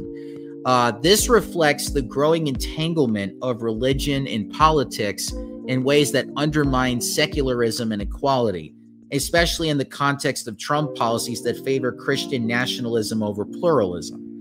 Because pluralism is often something that leftists advocate for. Because did I mention 4chan? I mean, I put it in the entire manosphere thing because that's where also the manosphere was coming from 4chan. Anyway, let's see. So let's talk about voter suppression and disenfranchisement, because this is also one of the major things. Trump's victory highlights that there are still a lot of systemic barriers to voting faced by marginalized communities. Marginalized people are still having their votes suppressed. There are districts that are still getting gerrymandered because they're relining all of the districts so that it favors conservative districts. And they disenfranchise voters of color a lot of times. So that polarization in voter turnout, particularly the contrast between how different racial, class, and age groups voted, this reflects a system that benefits conservative interests while suppressing progressive ones. So we still have systemic issues that are talking about that. So we can't ignore that fact. The fact that there's still gerrymandering going on, and people don't understand some people don't understand what gerrymandering does. We have to be able to deal with that too. We have to be able to have discussions about that, about how gerrymandering also affects voting in this particular instance. All right, so what is the major conclusion of all this? So Trump's victory reflects a lot of societal divides among racial, economic, gendered, and ideological, and it's very difficult to bridge the current state of American political discourse. The appeal of Trump's authoritarian rhetoric, combined with the failure to address the needs of working-class Americans, allowed him to maintain a loyal base for support. The challenge for us now is to discuss the root causes of inequality and division, to provide a counter-narrative based on solidarity, equality, and collective action. And until we can forge a coalition that addresses both the economic and cultural grievances that fuel right-wing populism, these divides are going to keep happening. So, yes, seems like we'll see a ton of the muskrat now. Well, what was it that you were posting earlier, Sylph, about the idea of, not the idea, but the fact that people were leaving Twitter and all that stuff? I talked about that earlier, but yes, well, I mean, we've been seeing a lot of muskrat before, and we're going to still be seeing him a lot more. Yeah, ballot boxes being burned, votes not being counted. There's also claims of Starlink interference. Yeah. I wonder if when we're going to probably start seeing some independent media talk about that eventually. And I say independent media because that's what I mean by media literacy. Now, let me get into some solutions here for people, and then I'm going to try to wrap it up because we've been going for about an hour and a half, and I want to try to get this less than under 2 hours. Anyway, so let's talk about the first solution, which is rebuilding class solidarity and to have economic justice. So one of the solutions that we can do is address the economic hardships of working class and marginalized communities. What that means is we can advocate for policies such as universal health care. We can advocate for higher wages. We can advocate for union rights. We can advocate for affordable housing and expanding social safety nets. They have to go beyond just vague promises. We can't just promise these things to people. And we have to enact policies that lift people out of economic poverty and focus on redistributing material benefits to people. Let's see. It's ironic that when Trump lost, he claimed it was rigged, but when the Democrats win, they claim it's rigged. Well, they're not necessarily claiming that it was rigged, but there is definitely a thing where gerrymandering has played a very predominant effect in our electoral politics. This is definitely, and even when we win elections, we've been saying that stuff. We still said that gerrymandering was a problem. Even when we won with Obama and Biden, we were saying that. So We're not saying it's rigged. We're saying that it's completely flawed. And there are things that, and gerrymandering does affect both parties. Like both parties do gerrymandering. Because when you have control over how the lines get redistricted after every census that happens every 10 years, that's what happens. Let's see. I also want expanded public transportation for those who can't afford a car. Yeah, that's also a good idea. That's a very good idea. But let me talk about worker empowerment. So we have to strengthen the labor unions, and we have to expand their power as a means of addressing income inequality.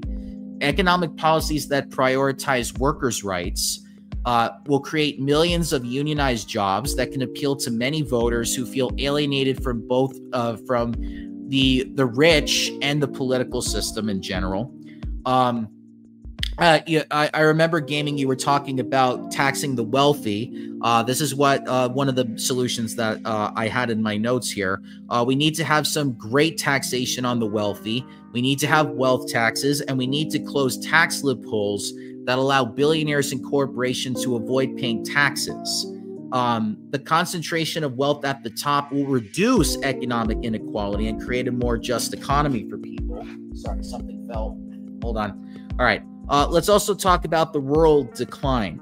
There are policies that are designed to rebuild infrastructure in rural communities, such as having investment in education, healthcare, and job training, which will create opportunities for people in rural areas, and it will reduce the repeal of right-wing populism. So efforts to bring jobs back to, let's say, the Rust Belt or other deindustrialized areas should focus on renewable energy, sustainable agriculture, and high-tech manufacturing, for example. Let me see. Let's say, I also, okay, sorry. Car drivers should advocate for public transportation and high-speed rail. Yes. Thanks for having me here and not judging. You're welcome. Like I said before, I'm open-minded and don't judge. There you go. Let's see. Let's talk about racial and gender justice now. This is solution number 2. So we already talked about class solidarity and economic justice. Now let's talk about racial and gender justice. There's a racial divide, like I said, in this country, and we need to have commitments to that, and we need to start advocating for anti-racism. That means including reparations for everybody that was whose family was enslaved. And that means we have to have systemic anti-discrimination laws. We need to tackle police violence. We need to tackle mass incarceration and the school-to-prison pipeline. We need to go after that because that's going to build trust with marginalized communities. We also need to have affirmative action policies in education and employment, as well as initiatives to address segregation when it comes to housing, because there are still Black people and other marginalized groups that don't get housing because of certain people that are just not wanting to give them houses. And we also need to talk about the wealth disparities that happen between races. Let's go into feminism. We need to stop the erosion of reproductive rights, and we need to stop the war on women, because it is a war on women. We need to advocate for free, safe, and legal access to abortion and reproductive health care. We have to fight for gender equity in all aspects of life, including making sure that women get equal pay to men, making sure that women get paid family leave, especially if they want to have kids, and universal child care. Make sure that you're able to not have to pay to have your child go to like a child caring facility and something like that. You can address the intersection between class and gender inequality, ensuring that women, especially women that come from very marginalized backgrounds or are poor, are not disadvantaged economically. And we also need to protect the rights of LGBTQ individuals like myself, especially transgender people and queer people of color. This includes, we have to fight for legal equality. We need to fight for trans inclusive healthcare. And we need to have protections against discrimination when it comes to housing, when it comes to employment, and public accommodations. You know what I mean? Let me see here. When's the Discord happening, by the way? We're going to try to get that up. I don't know when, but I mean, I've not been having time to really focus on that because of work, but I'm going to try to see what we have so far and see if it's ready to go. And yes, when I get the Discord ready and when we're ready to completely launch it, I'll let people know. Also invest in prenatal health care. Yes. 52 is lean Republican. What are your priorities? Salt's talking directly to gaming. Sorry. Salt. Okay. Also increased investment in sexual health care. Yes. All right. Let's talk about rebuilding democratic institutions and defending voting rights. Okay. So we need to advocate for policies that aim at expanding voter access and dismantling barriers to democratic participation. So that means automatic voter registration. So that way you don't have to keep registering to vote every year, because Republicans try to do that. They try to make sure that if you vote once, that they try to make sure they take away your vote again. Anyway, expanding early voting and mail-in ballots. This is what I did. I did a mail-in ballot and I didn't have to wait in line. And I know there were people that did early voting because they didn't want to wait in line on Tuesday because of work, because it's not a national holiday, and Election Day should be a national holiday for everybody so that they can go vote. That's what I want. We also have to restore voting rights to formerly incarcerated people. And we should also implement what's called ranked choice voting to combat polarization and make the electoral system more representative. So what ranked choice voting is you rank the people that are, let's say, for example, that I was running, and let's say that Sylph was running, and let's say that Mooney and Circus were running. Let's say the four of us were running for a specific, let's say all four of us were racing for a particular thing. Let's say head chef at a local restaurant. I'm just using this as an example. Let's say that we all wanted the chef's job, and we all had ideas of what we wanted to have in this restaurant. Let's say Sylph wanted to make it a cat cafe, but I wanted to make it an Italian restaurant. Let's say Mooney wanted to make it into a sushi place, and Circus was just like, fuck it, I'll just make whatever the fuck I want because I'm Circus. So the four of us are advocating for our policies and what we would do to make this restaurant our own and what people would want to hear. So ranked choice voting would be, let's say you decide to go vote. Ranked choice voting would make it so that you don't just vote for one person. You rank the candidates in the order in which you want them. So let's say there's not enough people that voted for your number one. So in that case, then your number two choice would then get selected, and so on and so forth. There would be ranked choice voting like that. And the person that got ranked the highest amongst the voters would end up getting that thing, would end up getting the vote. It's actually a lot better than what we have currently, where you just vote for one person. But let's say there are multiple people and you had to decide, like, both of these have good policies, but this one is like, I don't know. That makes it a lot easier. You can rank it so in case your first option doesn't go through, then your plan B ends up getting picked. It's something that I think happens in Maine right now. I think Maine has ranked choice voting, but that should be applied around nationally. We also need to end voter suppression, especially in disenfranchised communities, because this has been happening throughout the course of election history. Sorry, let me get some water. We need to be critical in ensuring that marginalized populations have a fair say in the electoral process, because like I said, 71% of white people voted in this election, and non-white people voted 29%. That is hugely in favor of white people. Anyway, let's see. My state has you registering at the DMV and along with your health insurance. Wow. Yes, I want ranked choice voting. Also giving power to PERGs. PERG helped me register to vote when I voted for Obama. Okay, well, that's cool. Yeah, I would definitely advocate for that. Let's talk about campaign finance reform. That means public financing of elections and stricter regulations on campaign finance to curb the influence of corporate money in politics. Billionaires spent a lot more money on this election than in any other election.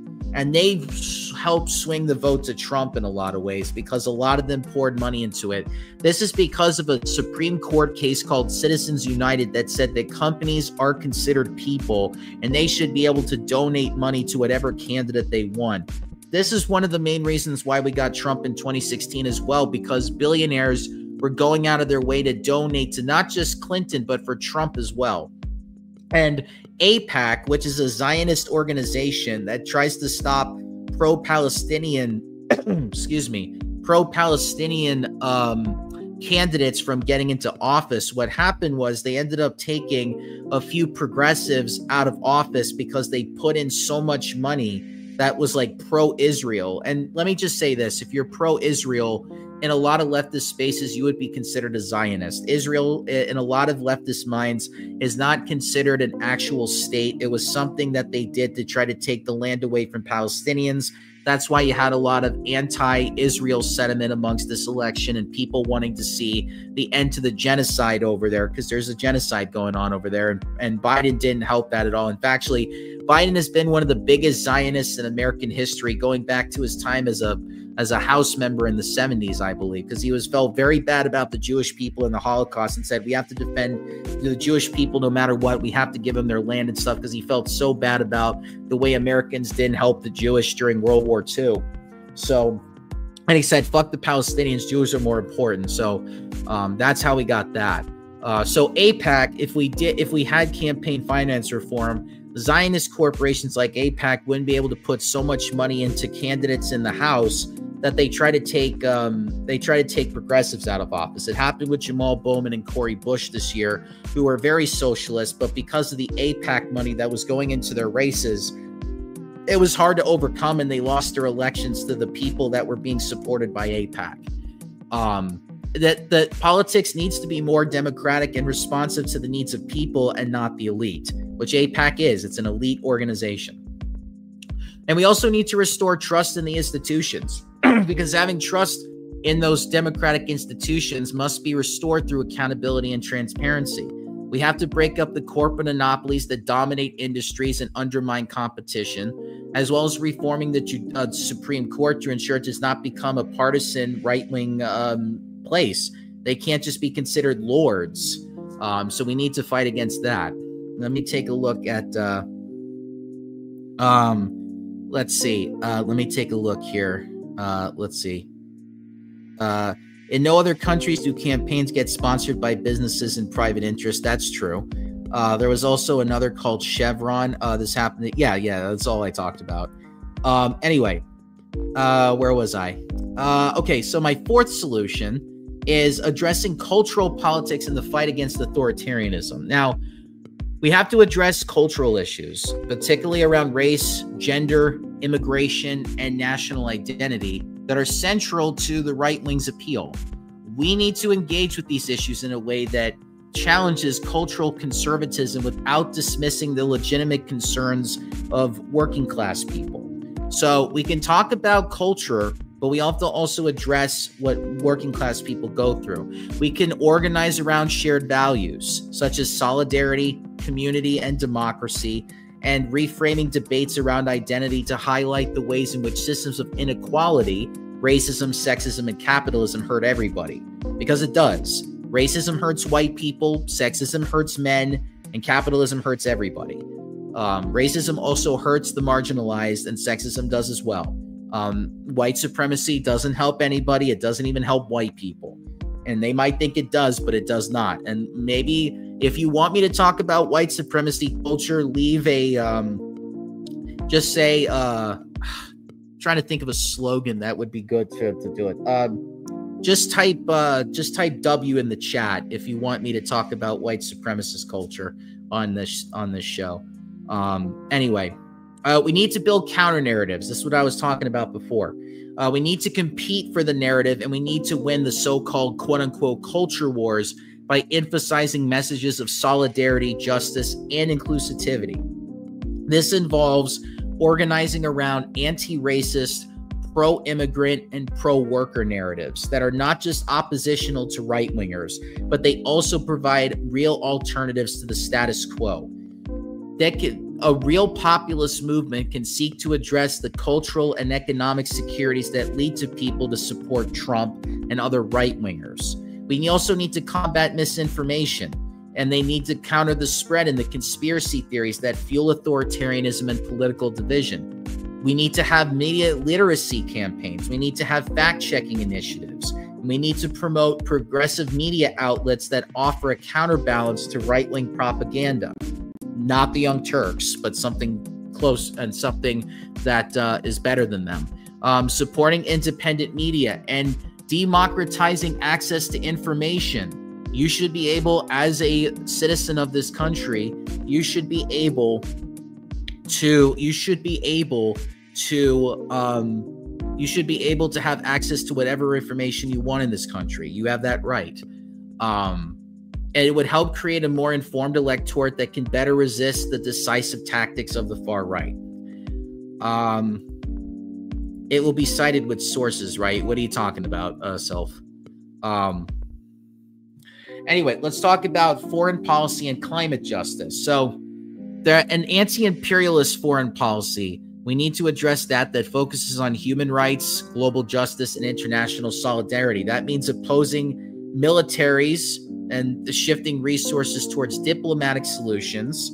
So, for example, we have to attack everything that Israel is trying to do to Palestine in the West Bank and Gaza. We need to be able to have resources for climate change, considering that the global south is going to be going through a lot of heatful stuff, and they're not going to be able to live in the areas, and they're going to start immigrating over to more colder areas. And we need to have some global development.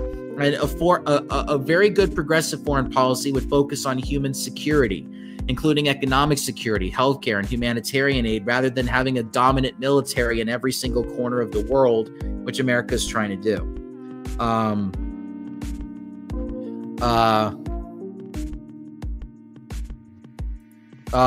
Citations for what? I'm confused here. Oh, this is just the thing. Sorry, I don't know. I'm trying to see. It was like, oh no, I'm not going to say Google itself. I got something where I was looking it up, one white supremacy culture, and I will actually have it on the screen if I talk about it. Yeah, I'm not going to say Google it because, one of the things that I try to do is I don't use Wikipedia either. So one of the things I'm going to do is I'm going to reference a book that was called White Supremacy Culture that came out in in the late 90s, I believe. And it was something that, let me look up the person that wrote it, because it was actually in my group that it was recommended to me. And I'm trying to see the actual name of the person. Hold on.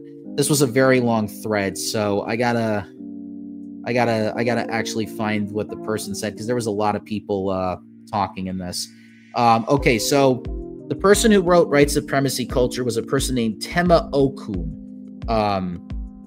And so I was actually reading through that, and I want to try to see if I can do a discussion on that, because I think that would be very prevalent. And also, there's a lot of people that actually gained a lot from reading that. So I think it would be pretty prevalent if I said that. Sorry.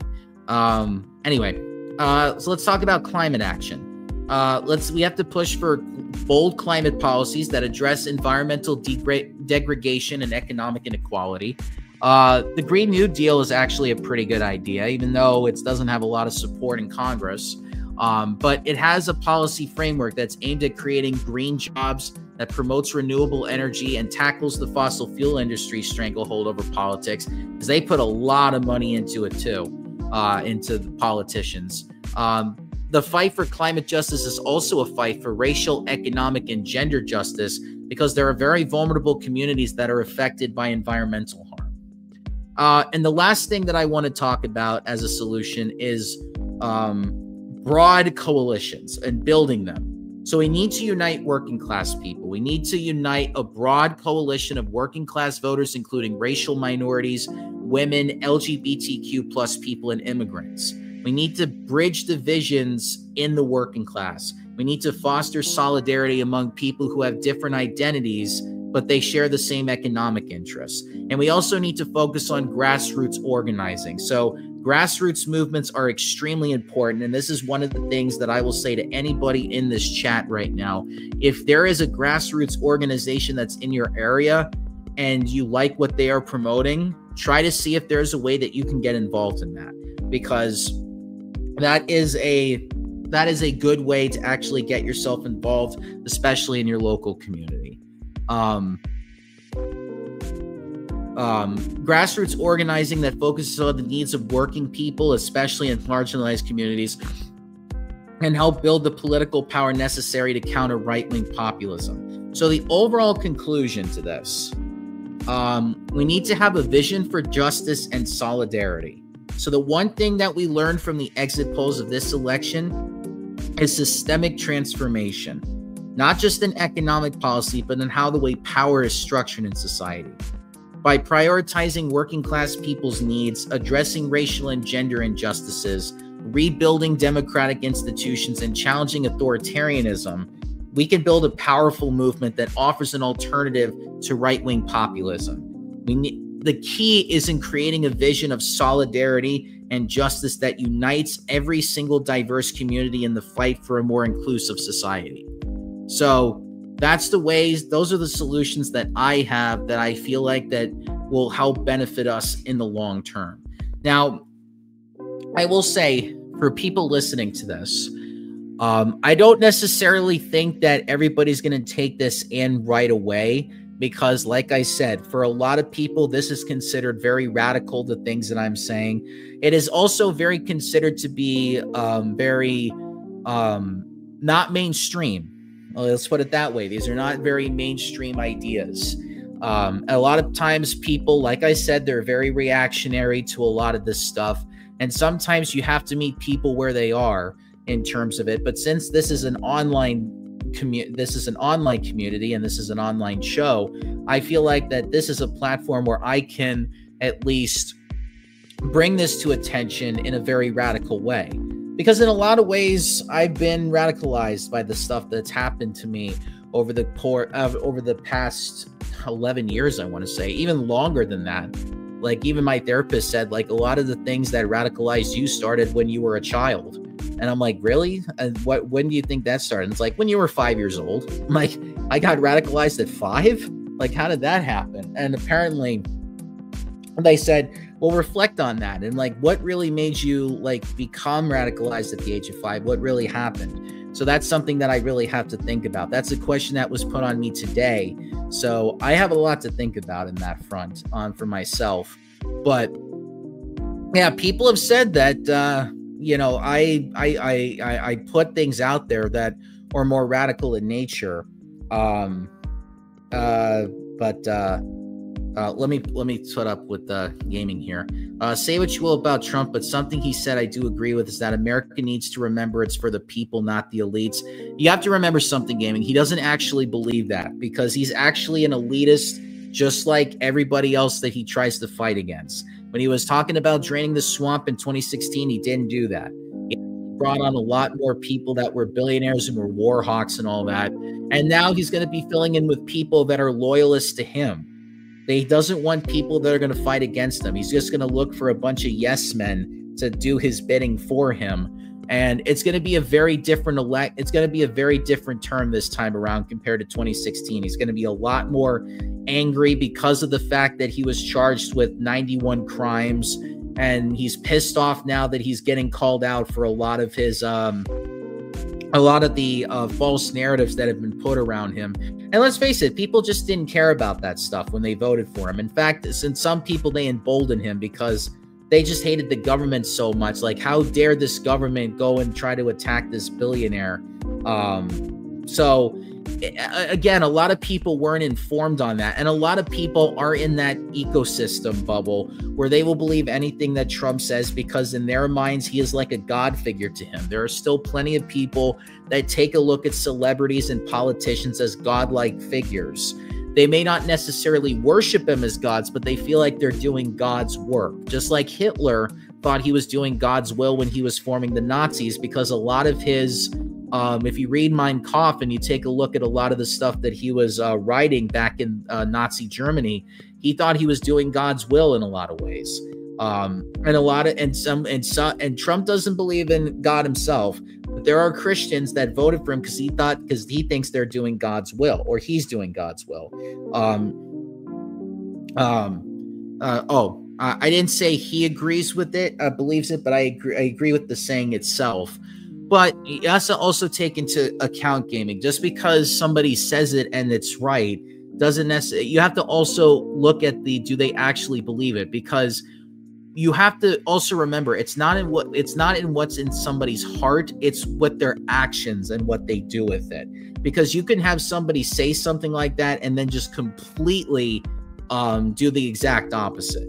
So it's a lot better to take a look at people's actions rather than the things that they say that they're going to do. Because eventually you're going to start seeing with the actions that it's not along the lines of what people do. And like I said, he appealed to a lot of people with their emotional. He listened to he listened to a lot of people's racial anxieties and economic anxieties, and they voted for him because he said, listen, I'm going to fix things. Now, he's not going to, but he relieved them of their anxiety because he actually focused on the emotions of them rather than just going with the facts on things, and that's how he won, which is one of the things I'm talking about. It's like when you're appealing to people's emotions when it comes to getting people on board and then presenting them with the facts. You have to be able